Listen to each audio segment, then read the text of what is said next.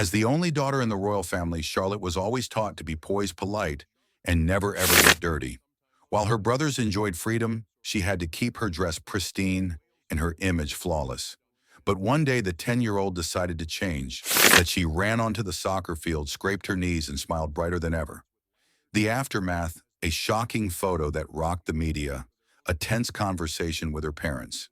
And one night, sobbing in her mother's arms, Charlotte declared, "I don't want to be a princess anymore." But what moved the nation wasn't her words, it was what happened next. Early one autumn morning, soft sunlight filtered through ancient oak trees, casting a pale golden glow over the iron gates of Lambrook School. Charlotte, the 10-year-old with neatly brushed brown hair, walked slowly in her crisp navy blue dress uniform. Her polished leather shoes reflected the light, but her eyes carried a hint of weariness, as if she bore an invisible burden. A gentle breeze tugged at the bow on her collar, and she adjusted it with a practiced, almost unconscious motion. Beside her, her older brother George skipped along, his white shirt unbuttoned at the collar sleeves rolled up to his elbows. He laughed loudly, tossing a joke to their younger brother Louis, who was stuffing a sandwich into his jacket pocket. Louis darted around like a small whirlwind, shouting with excitement as the sandwich fell to the ground. No one corrected the boy's behavior or appearance. They were free, carefree, like any other children. Charlotte smiled, but it was fleeting, never reaching her eyes. A quiet question echoed in her mind. Why do I always have to be careful when my brothers don't? It wasn't a new question, but each time it surfaced, it left a small scratch on her heart. As the three siblings passed through the school gates, a camera flash flickered from a distance. Charlotte instinctively lowered her head, her hair shielding her face. She was used to the paparazzi's lenses, always lurking to capture a royal moment. George and Louis continued their playful banter, oblivious to the faint click from the bushes. Charlotte sighed softly, her steps slowing. She didn't want anyone to see her eyes of a girl struggling to maintain the perfect image the world expected of her. That evening at Kensington Palace, the family gathered in a cozy dining room. The crystal chandelier cast a warm glow over the oak table, adorned with elegant dishes. William, Charlotte's father, sat at the head, sharing a light-hearted story from a recent trip. Kate, her mother, smiled gently, her eyes constantly watching her three children, especially Charlotte. Charlotte sat with her back straight, hands neatly folded in her lap, her navy dress replaced by a soft wool one, still immaculate. She ate slowly, each bite calculated to avoid any mistake. Louis, beside her, tried to shove a piece of mashed potato into his mouth, dropping some onto his napkin. George laughed, teasing his younger brother, and the two dissolved into carefree giggles. Kate shook her head with a smile, clearly not bothered. Charlotte, William said suddenly, his tone gentle but serious, "You need to be more mindful in public. Your dress was wrinkled today." Charlotte paused mid-bite, her spoon hovering in the air. She nodded slightly, lips pressed together. "I'm sorry," she replied softly, her voice clear, but rehearsed as if she'd said it 100 times. No one noticed, but her eyes dimmed like a candle flickering in the wind, teetering on the edge of going out. Kate glanced at her husband, her brows furrowing slightly, but she said nothing. Charlotte lowered her head, continuing to eat, though the beef suddenly tasted bland. She wondered, does a wrinkle in my dress really matter that much? On Friday, a thin layer of gray clouds draped the Berkshire sky like a silk curtain, dimming the sunlight, but not heavy enough for rain. The Lambrook School field buzzed with the cheers of students, their sneakers trampling the grass, their laughter echoing through the air. It was the day of the friendly interclass soccer match, an event the whole school anticipated, where kids could let loose, run, and forget about tests or strict rules. Charlotte stood in the hallway, clutching her school bag, her eyes fixed on the large window overlooking the field. The girls in her class had changed into sports uniforms, black leggings, school logo t-shirts, hair tied back or neatly braided. They laughed, passed the ball, and one girl, Emily, slipped on the grass, splattering mud on her shirt. Emily laughed, stood up, brushed her hands, and kept running, unbothered by her appearance. No one scolded her for ruining her image. No one judged her. Charlotte's heart pounded, not from fear, but from a strange new feeling, like a spark igniting in her chest. She looked down at her navy dress, the one she'd been taught to keep pristine, without a wrinkle or stain. In that moment, it felt like a cage trapping her in the perfect princess image the world demanded. She glanced around the empty hallway. No teachers, no classmates, only the thump of her heartbeat and a daring thought. Just once, just to see what it feels like. Charlotte rushed to the changing room, her heart racing as if it might leap out of her chest. She opened her locker where she'd hidden a gray sweatshirt, sports shorts, and a pair of cleats she'd secretly brought from home. Her fingers trembled as she touched the sweatshirt as if it were a forbidden secret. Taking a deep breath, she changed quickly her movements, clumsy but determined. The navy dress was folded and tucked into the corner of her locker, as if she were temporarily setting aside her princess title. Stepping onto the field, Charlotte felt a cool breeze tousle her neatly combed hair. She lifted her head, her eyes sparkling, and for the first time that day she smiled a real smile. Not the polite one she'd practiced in the mirror. Her classmates were surprised to see her, but the gym teacher, Mr. Harris, just nodded and waved her over. "Join the blue team, Charlotte," he called, his voice full of enthusiasm. On the field, Charlotte transformed. She ran fast, her feet pounding the grass, passing the ball with surprising precision. When she fell and scraped her knee during a tackle, she laughed, stood up, and kept going. Mud streaked her arms, sweat matted her hair, but she didn't care. In that moment, she wasn't Princess Charlotte of the United Kingdom. She was just Charlotte, a 10-year-old girl, free as the wind, alive as a flame. The cheers of her friends, the thud of the ball against her shoe, and her racing heartbeat blended into a symphony of liberation. But then a sharp click cut through the air from the school fence. Charlotte froze, turning to see a camera flash from the bushes. Her heart sank like a leaf falling in the wind. She knew instantly a paparazzo was there, lurking ready to capture her, abandoning her perfect image. Her smile faded, replaced by a heavy feeling, as if the golden cage had slammed shut around her again. That afternoon, Kensington Palace was thick with tension. The communications team's phones rang incessantly, the shrill sound like an alarm. A paparazzo had sent the photo of Charlotte, mud-streaked knees, scraped hair disheveled, to a tabloid. The proposed headline, sent as a veiled threat, read, "Rebel Princess, Charlotte breaks royal image." Thankfully, the palace's media team acted swiftly, contacting the outlet and stopping the story before it went to print. But the consequences didn't end there. In William and Kate's study, Charlotte stood in the center of the room, hands clasped behind her back, staring at her mud-caked sneakers. William sat behind his desk, his face stern, but his eyes more worried than angry. "Charlotte," he began, his voice low but calm, "you know you're not supposed to do that. Those photos, they could hurt the whole family." "Do you understand?" Charlotte bit her lip, trying to keep her voice steady. "I just wanted to play soccer, Dad," she said, her voice small but firm. "I didn't do anything wrong. I just wanted to be like my friends." William sighed, rubbing his temples. He wanted to explain the dangers of the media, how one photo could be twisted into a damaging story, harming the royal family's reputation. But as he looked into Charlotte's eyes, not those of a princess, but of a girl desperate to be understood, he faltered. Kate, standing nearby, stepped closer and placed a gentle hand on Charlotte's shoulder. "We're not saying you were wrong, sweetheart," she said, her voice soft but heavy. "But you need to understand that your actions carry weight, not just for you, but for the whole family." Charlotte didn't respond. She nodded, her eyes fixed on the floor, but inside a quiet anger simmered. What weight, she wondered. The weight of being myself, or the weight of living under the world's gaze? She excused herself and left the room, her shoulders trembling slightly. As the door closed behind her, a tear rolled down her cheek, but she quickly wiped it away, unwilling to let anyone see. A week after the soccer field incident, the atmosphere at Clarence House was one of cozy formality, as if time slowed to honor rare family moments.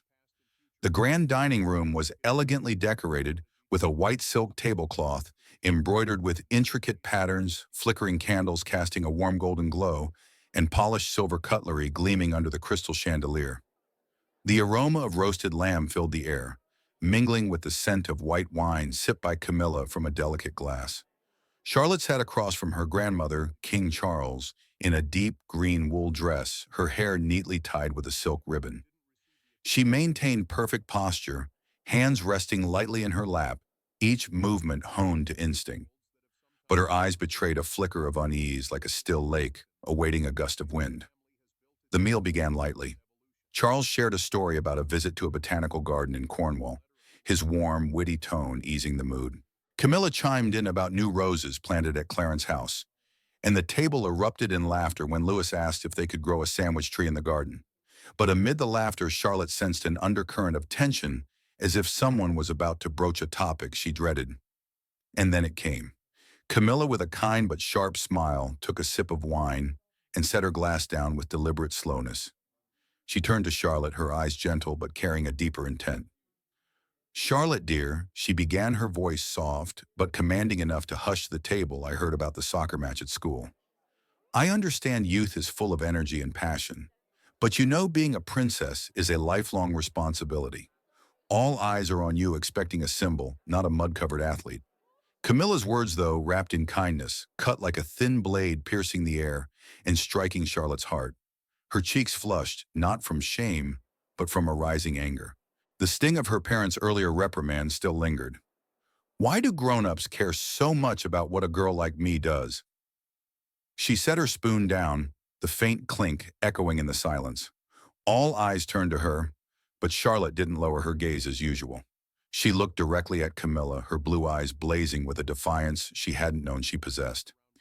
"I think," Charlotte said, her voice soft but clear, each word measured yet powerful, "people respect you for how you live, not for sitting perfectly or staying clean.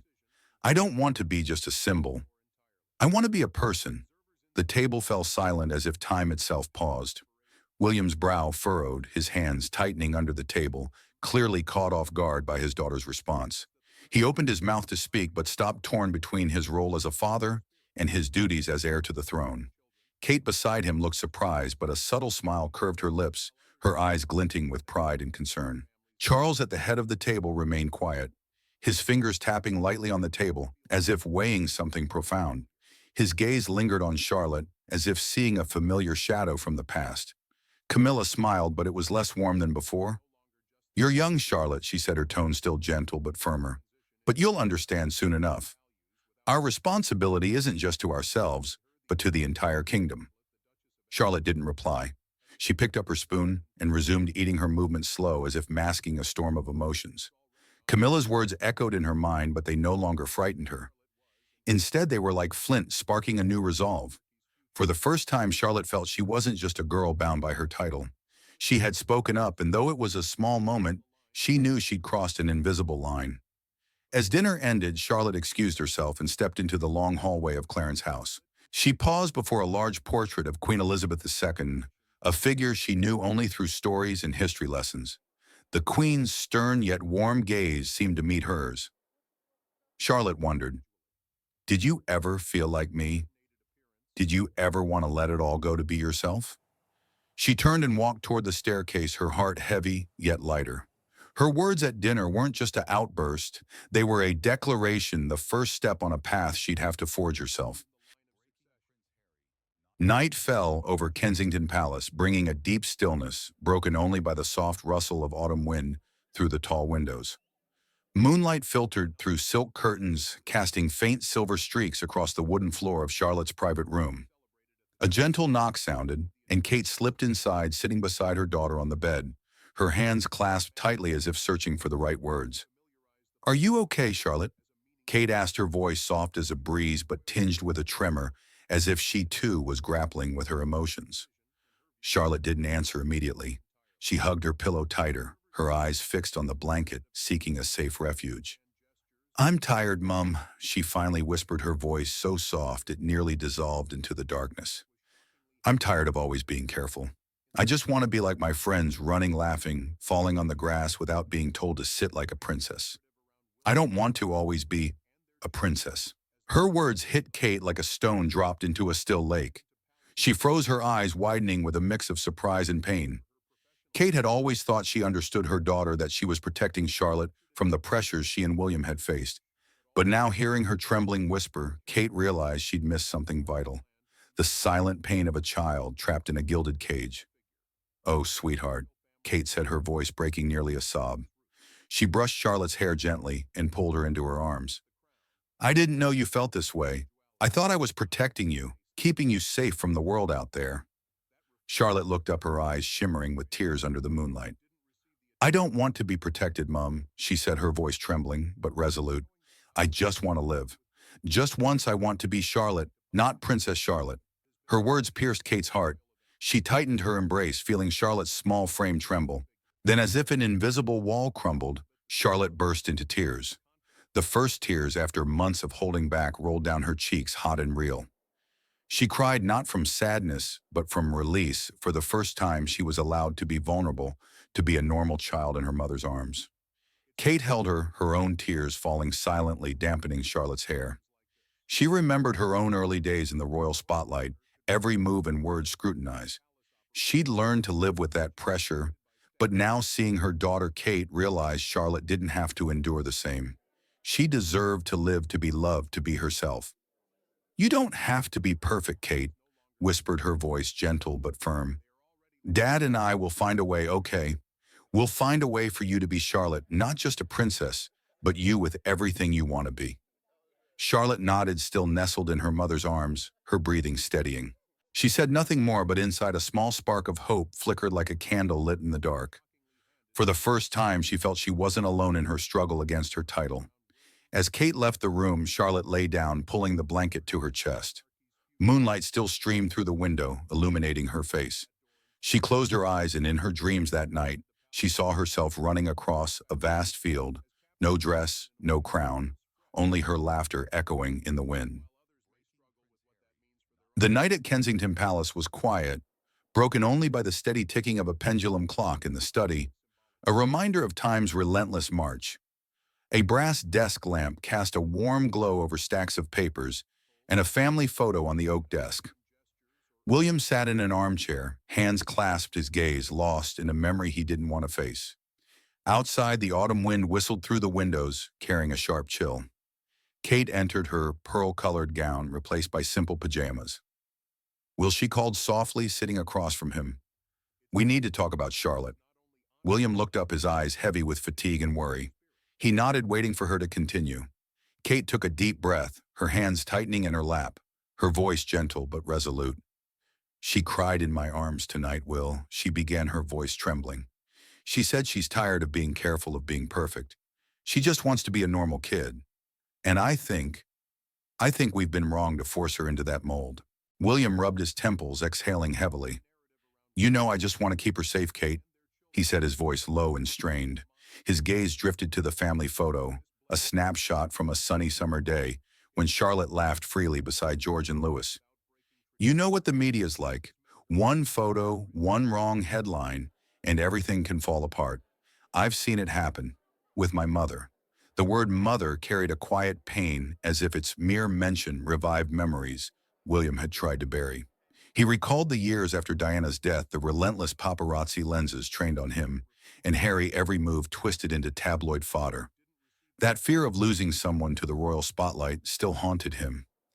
Kate looked at her husband, her eyes soft but unyielding. I understand, Will, she said, her voice quiet but firm. I know you're scared. I am too. But Charlotte isn't your mother, and we can't protect her by locking her in a glass box. She needs to live, to laugh, to fall and get up without being judged. If we keep forcing her into a mold, we'll hurt her, not the media. William fell silent, his gaze sweeping the room, pausing at another photo of him and Charlotte at a picnic when she was 3, sitting on his shoulders, laughing like sunshine. He remembered her carefree joy, unburdened by cameras or duty. But now, as she grew, the pressures he'd hoped to shield her from were suffocating her young heart. I don't want her to feel trapped, William said finally, his voice hoarse, as if wrestling with himself. But I don't know how to balance it. How do we let her be free and still keep her safe? How do we stop the world from turning her into a headline? Kate leaned forward, placing her hand on his, her touch warm and steady. We'll find a way, Will, she said, her eyes shining with determination. We'll teach her to face the world, but not by hiding her. We'll let her be Charlotte, strong, real, and fearless. But we have to do it together. William met her gaze, and in that moment, a small spark of hope pierced his fear. He nodded cautiously but sincerely. You're right, he said, his voice lighter, as if shedding a burden. We can't let Charlotte grow up in fear or pressure. She deserves to live, to be happy. I just need time to learn to let go. Kate smiled, a gentle but powerful smile. She squeezed his hand, a silent vow that they'd face this challenge together. "We'll do it, Will," she said. "For Charlotte. For our family." The afternoon at Windsor glowed with sunlight, as if the sky had opened to welcome the sports day for mental health charity event. The sprawling field was adorned with vibrant flags, lively music blaring from speakers, blending with the laughter of hundreds of children gathered around game stalls. The air buzzed with excitement, with balloons floating high and banners promoting mental health awareness draped everywhere. This was Kate's passion project, not just to raise funds for charities, but to spread the message that everyone, no matter their status, has the right to care for their mental well-being. Charlotte stood in a corner of the royal family's tent, her fingers brushing the hem of her neat white shirt. Instead of the elegant lace dress prepared by the media team, she wore dark blue trousers, a long-sleeved white shirt rolled up to her elbows, and pristine white sneakers. Her hair was tied in a high, neat bun, revealing a radiant but determined face. This was the first time Charlotte had chosen her outfit for a public event. And though it came after a long discussion with her parents, her heart still raced as if she stood before a new door. Kate stood beside her, resting a hand on her shoulder, her eyes gleaming with pride and a hint of worry. "Are you sure, sweetheart?" she asked, her voice gentle but probing. Kate knew this choice wasn't just about clothes. It was a statement, Charlotte's way of asserting herself to the world. Charlotte nodded, her lips curving into a small but confident smile. "I want to do this, Mum," she said, her voice clear and unwavering. "I want people to see me as I really am, not just a princess in a fancy dress." William, a few steps away, was speaking with a media team member. He glanced at Charlotte, his eyes softening. After last night's talk with Kate, he'd agreed to let Charlotte appear as she wished, but a trace of unease lingered. He knew the media would scrutinize every detail, potentially turning a genuine moment into a sensational story. But seeing his daughter smile, he felt a new strength, the strength to trust Charlotte. When the event's MC introduced the royal family, the crowd erupted in cheers. Charlotte stepped onto the field, followed by George and Louis, both in casual sports shirts, grinning like typical boys. But all eyes were on Charlotte, not for her title, but for the striking difference in her appearance. No lace dress, no ballet flats, no forced smile. Instead, a vibrant girl with bright eyes and a confident stride. Charlotte walked to the center of the field, picked up a soccer ball, and kicked the opening shot for the event. The crowd's cheers roared like a breaking wave echoing across the grounds. She ran around the field with George Lewis and dozens of other kids laughing as a boy tried to steal the ball from her. Mud speckled her white sneakers, but this time Charlotte didn't care. She felt free, as if the field was her true world, where she could be herself without judgment. The invited press captured every moment, camera flashes glinting but no longer threatening. The palace's media team had prepared carefully, ensuring Charlotte's photos would convey a message of mental health and personal freedom, not tabloid bait. From a distance, William and Kate watched, standing side by side. Kate took her husband's hand, her fingers squeezing gently, sharing a quiet moment. "She's happy, Will," she said, her voice soft but emotional. "Truly happy. And that's what matters most." William nodded, his eyes misting slightly. He watched Charlotte run her high ponytail, swaying in the wind, her smile as bright as the sun. For the first time, he felt he'd done right, not as the heir to the throne, but as a father. "She's stronger than I thought," he said, his voice low, but with a rare smile. "And maybe she'll teach us how to do things differently." As the event ended, Charlotte ran to her parents, her face flushed with excitement. She hugged Kate tightly, then turned to William, her eyes sparkling. "Thank you, Mum and Dad," she said, her voice small but sincere. "Thank you for letting me be myself today." William knelt to her level, smiling. "You don't need to thank us, Charlotte," he said. "Just keep being you. Mum and Dad will always be here to help you do that." Charlotte nodded, her heart lighter than ever. She looked back at the field where kids were still playing and felt a newfound confidence. This wasn't just a charity event. It was the first time she'd stepped into the world as Charlotte, not just a princess, but a girl with her own heart and dreams. The morning after the sports day for mental health at Windsor Kensington Palace felt lighter, as if the autumn sun had seeped into every corner. Charlotte sat at the breakfast table, still in yesterday's sports shirt, her hair tied high, her eyes bright as she recounted kicking the opening shot to George and Louis. Louis Mouth, full of toast, laughed and asked if he could join her soccer team next time. George teased that Charlotte might kick their whole team away. Kate and William sat across sharing a quiet glance, proud and relieved to see their daughter's radiant smile. But beyond the palace gates, England was abuzz with new headlines. Major newspapers published photos of Charlotte on the field, not in her usual lace dress, but in dark trousers and a white shirt, hair tied high, her face glowing with sweat and a genuine smile. The Times headlined, "Charlotte breaks the princess mold and creates a new one." The Guardian wrote, "A new Diana Nome, an authentic Charlotte." The articles praised her energy and highlighted the event's message of mental health and the right to be oneself. Girls across England shared their stories from overcoming pressure to be perfect to pursuing passions despite stereotypes. A 12-year-old posted a video about joining her school's girls' soccer team after seeing Charlotte on the field. In the palace's living room, Kate scrolled through the articles on her tablet, a subtle smile on her lips. She handed the tablet to Charlotte. "See this, Charlotte," she said, her voice warm with pride. "You've done what I hoped inspired people, not just as a princess, but as you." Charlotte looked at the photo, her heart racing. She hadn't expected a moment of being herself to ripple so far, but with the joy came a flicker of worry. "Mum," she asked quietly, her tone serious, "will people really understand me? Or will they just see what they want to see?" Kate placed a hand on her shoulder, her eyes full of understanding. "You can't control how people see you, Charlotte," she said, "but you can control how you live. And yesterday you lived true to your heart. That's what matters most." Charlotte smiled, a brighter but less innocent smile.